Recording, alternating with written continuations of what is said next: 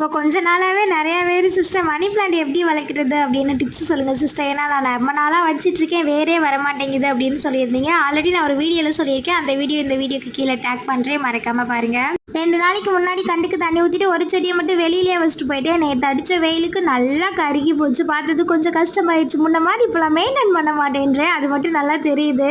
கொஞ்சம் ட்ரெஸ் இருந்ததா எல்லாத்தையும் மடிச்சு வச்சுட்டு இருந்த பாத்திரத்தையும் கழுவி போட்டாச்சு. நைட்டுக்கு சாதம் இருந்தது, பட் இருந்தாலும் நாளைக்கு தயிர் ஊற்றி சாப்பிட்டுக்கலாம் கஞ்சியா அப்படின்னு தண்ணி ஊற்றி வச்சுட்டு காலையிலேருந்து தலைக்கு எண்ணெய் அப்புறம் வைக்கலான்னு இப்போ தான் வைக்க டைம் கிடச்சிச்சு. லைட்டாக தலைக்கு எண்ணெய் வச்சுட்டு நம்மளும் ஃப்ரெஷ் ஆகிட்டு வந்து செல்வாக்கு ஃபோன் பண்ண, அவன் வர டைம் ஆகும், வெளியிலே சாப்பிட்டு வந்துடுவேன் அப்படின்னு சொன்னான். செல்வா இப்படி தான் சொல்லுவான் அப்படின்னு எனக்கு தெரியும். அதனால தான் முன்னாடியே சாப்பாட்டில் தண்ணி எல்லாமே ஊற்றிட்டேன். நைட்டுக்கு நம்ம மட்டும் தானே, அதனால சிம்பிளாக சேமியா மட்டும் தான் ஆல்ரெடி செஞ்சுட்டு கொஞ்சம் தான் இருந்தது, அதை அப்படியே செஞ்சு நம்மளும் சாப்பிட வேண்டியது தான். இன்றைக்கி நம்ம ஃபேமிலியில் செந்தி, கவிதா, ராஜ்குமார், நிஷா, விஷு, சோபியா அவங்களுக்கு இனிய திருமண நாள் நல்வாழ்த்துக்கள். அப்புறம் ஷஹானா, சரண்யா, மோனிஷா அவங்களுக்கு இனிய பிறந்தநாள் நல்வாழ்த்துக்கள். எல்லாருமே ஹாப்பியாக இருங்க. Bye bye.